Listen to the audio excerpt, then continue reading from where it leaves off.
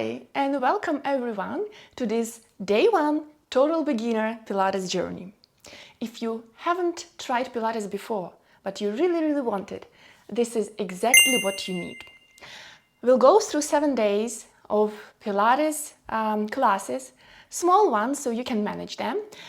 At the end of this 7-day Pilates course, you will be able to join any Pilates class of your level and feel absolutely comfortable. Why? Because I will give you not only the basics of Pilates, I will start from principles. And this is the day one. Today we'll start with those core, essential, very important concepts of Pilates that will make your journey through the Pilates classes easy, comfortable, enjoying. Yay! And also that will make your journey meaningful. Because if you will skip this first class, everything else you will do after is going to be just a physical exercise. In order this physical exercise to become Pilates, you have to know and fully let it through your body, all those core essential Pilates principles. I will teach you them today, and that will be your ticket to a safe, enjoyable Pilates journey. Try not to skip it. As I said, they are very important. I will teach you today how to align the body, how to breathe properly, how to engage the core, how to prep the body and adjust for every single exercise, either it is in a quadruped position, supine, prone, or maybe on the side. You will know everything you need and you will be fully equipped for any Pilates class possible. So, very welcome, and let's start. We will start with the first very important principle is neutral pelvis. So we mostly all of the exercises start in that position where the upper pelvis is neutral. How do you find if it's neutral or not? So basically it's when iliac crest, so these protruding bones, you can feel them with your hands, are in one plane with the pubic bone. So this triangle is on the same plane. Let's simplify it a little bit and explain the neutral pelvis in each position you're going to be working in. Let's start from lying down.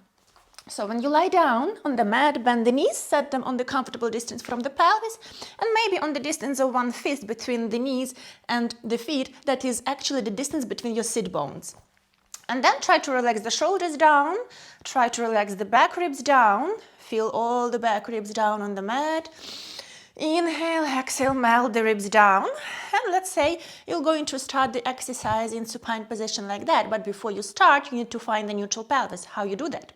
Let's place our hands on the pelvis, so the base of the hand is going to land on the iliac crest, on those hip bones that are protruding. And the middle fingers, they will meet on our pubic bone, on the pubic symphysis. So let's just close the eyes and feel. What do you feel? Is the pubic bone higher than the hip bones, or vice versa? The hip bones are slightly higher than the pubic bone. Move the pelvis up and down a few times and feel. Well, we need to pause at that spot where the pubic bone and the hip bones are on the same plane and form that nice triangle shape. Close your eyes, feel it. See, when you position your pelvis in that neutral, where both three spots are on the same plane, is your lower back lifted off the mat or it is pressed down? I bet that if your lower back is fully attached to the mat, you are in a posterior tilt of the pelvis and your pubic bone is higher than the hip bones. And if you've got a big gap, probably your pubic bone is lower and the hip bones are higher. So those are two different positions. So if you are in neutral, we know 3 points are on the same plane. But as soon as your pubic bone lowers down and the hip bones lifting up, that will be your anterior tilt of the pelvis. If you do the opposite, you tuck your tailbone under, pressing maybe the lower back into the mat, that will be your posterior tilt of the pelvis. So we need all of them during the Pilates practice, and I will let you know which exercise requires what. And you have to know, so if I say, please tuck the tailbone under, get into your posterior tilt, you would know that you will lift the pubic bone higher than the hip bones. And if I will need the opposite, the pubic bone will lower down and the hip bones will lift. Just move from posterior to anterior tilt a few times, pause at the center, find your neutral, and when you're in the neutral, make sure that the back ribs are down on the mat. And notice the lower back. These shouldn't be imprinted into the mat fully.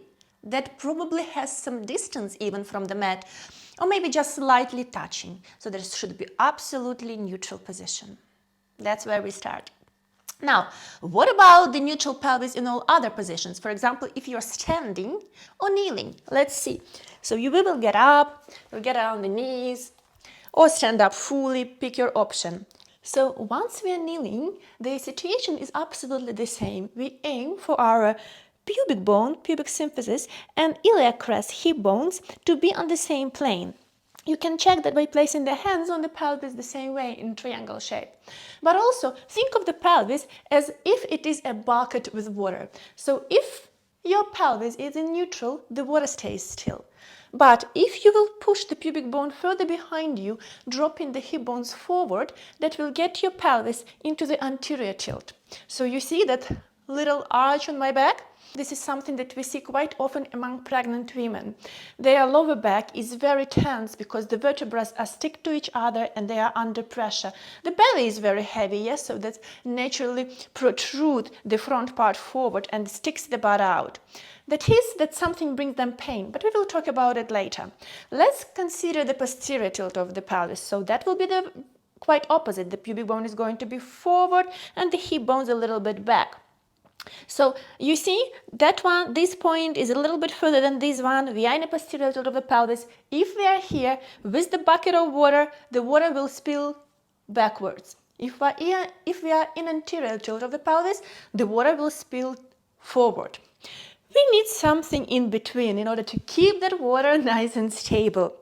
All right, what if we are working in quadruped position, which is on hands and knees? So for that one, you see my hands should be directly under my shoulder joint and my knees directly under my hip joint. I slightly engage the core. I press the mat away, collarbones wide. Inhale, exhale, and then I check. I look at my pelvis and I should probably see if my left and right hip bone are on the same plane. If the pelvis is crooked in some way, if my lower back is too arched, if it is, then it will mean that my hip bones are lower in this position and the tailbone is high. So if I will do the opposite and tuck the tailbone under, that will be the posterior tilt of the pelvis. All right, and we are searching for something in between as always, neutral. Now let's check how it works if you are working on a side. So let's lie down and see. First that you have to check is that your feet, hips, shoulders and head in one line in case your knees are bent. So you see I've got a line on my mat, so it's easy for me to align myself along that mat. You can align yourself according to the front edge of the mat or the back edge of the mat, or just measure it with your eye. But we will need directly, if I look at myself from the helicopter above, my feet, hips and shoulders are in one line. From there, I check if the length of my waistline are the same. So the left and the right have to be of the same length. If I will relax completely, that will mean that the top waistline is shorter than the bottom one. Inhale, exhale, imagine I'm sliding my hand under the waistline and lifting the waistline of the mat. Even if we cannot do that physically, that we should create a sensation. You will straight away notice that your abdominal walls start to be engaged more, and that's what we actually need. Also, always check if the top hip bone is exactly on top of the bottom one. It is not forward and it is not back. For that, see if your knees are stacked on top of each other perfectly, if your heels and toes are on top of each other too, and that more or less will bring you into your neutral.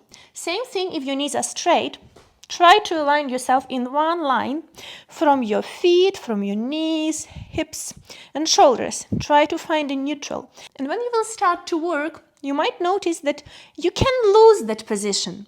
You will learn how to work properly so you can maintain a stable pelvis position as possible, of course, in those exercises where it is needed. All right, now you're ready to transfer to the other Pilates principles. The next Pilates concept that I really want to talk with you about is breathing. You might think that this is something not important, but in fact it is one of the most important parts of the Pilates workout. So if you breathe properly, that will help you to execute the exercises. But sometimes, can you imagine, the wrong breath pattern can ruin absolutely everything, and that stops to be Pilates at that exact point. In order for this not to happen to you, we will learn how to breathe. So In Pilates, we've got lateral breathing, which means rib cage breathing. So imagine you'll have to inflate the balloon, and that balloon will press and push your ribs out to the sides, forward and back. That will be your inhale. And with the exhale, you will deflate. The balloon deflates and the ribs are getting closer towards each other. Try not to let the air in your belly and not relax the abdominal wall in this area, because there is a good reasoning to it. Let me explain you this. So while we work out and while we do the Pilates practice, our core has to be engaged in every exercise. There is not a single exercise where we don't engage the core. Now, how are you going to engage the core? If you inhale into your belly. If you inhale into the belly, the core is relaxed. That's why we inhale into the rib cage. Let's place the hands on the ribs and just try it out. Inhale, try to inflate the rib cage. And as you exhale, ribs melting towards each other, you're narrowing in the waistline, the belly button draws in and slightly up in direction of the lungs. Now, try not to try too hard. Make it gentle and imagine this is a gentle hug. Inhale, expand. Exhale, deflate. Inhale through the nose. Ribs to the sides, forward and back. Exhale, narrow the waistline. The corset is tightening around the waist. All right, let me tell you one more thing about the breathing. If you're a total beginner, this is natural if you won't be able to implement the breath pattern into your practice straight away. That requires time. So be gentle to yourself and allow yourself that time, and you will notice progress in no time, I promise you. Now, we are at the third Pilates principle, and it is centering. What is centering really? Centering is actually working from the center. That means engaging the core. How do we engage the core in Pilates practice? That's the same sensation as if you've got the corset around the waist. And as you exhale, the corset tightens. So you draw the belly in towards the spinal cord and slightly up towards the lungs. Be gentle there. Let's try it. We'll implement breathing here. Inhale. Shoulders are down. Exhale. Engage the core. And inhale. Into the rib cage. Exhale. Engage the core. Feel. That is your transverse abdominis, the deepest abdominal muscle working to support your posture. Fourth Pilates principle, precision. When we talk about the precision, I want you to make sure that while you practice Pilates, you concentrate not on the quantity, not on the speed, but on the quality. Because Pilates is about quality. Sometimes you can get tired doing 2 repetitions, but with the proper quality, rather than 100, but so ones. The precision in everything. So if, for example, the task to keep the fist distance between the knees, you inhale, exhale, for example, this is your bridge, you lift the pelvis up, and at some point you feel, if I will open the knees out to the sides, it's kind of easier. So from that point on, it's not Pilates anymore. The task is to keep the knees on the fist-width distance, which is your distance between the sit bones. And that's how you're being precise here. Concentrating, and probably you will do 2 of those, and that would be better than 10 of those. Let's talk about the next Pilates principle, and it is control. What is interesting about it is that even Joseph Pilates called his method contrology at the beginning, which means it's really about control. Meaning that in Pilates you hardly can find exercises that requires momentum. Most of the movements has to be supported by pure and precise muscle work. Let me explain you this on the example. Let's say we are in quadruped position. I set my hands under the shoulder joints, knees under the hip joints, unalign, lengthen my spine, and then the task is to elongate the left leg behind me. I'm checking if nothing changed in the pelvis. Alright, I'm somewhere in the neutral. For most of the people who have never heard about the Pilates before, to lift the leg up will look something like this. Pilates is different. So it will be a controlled lift of the leg. You will be in control of every single inch.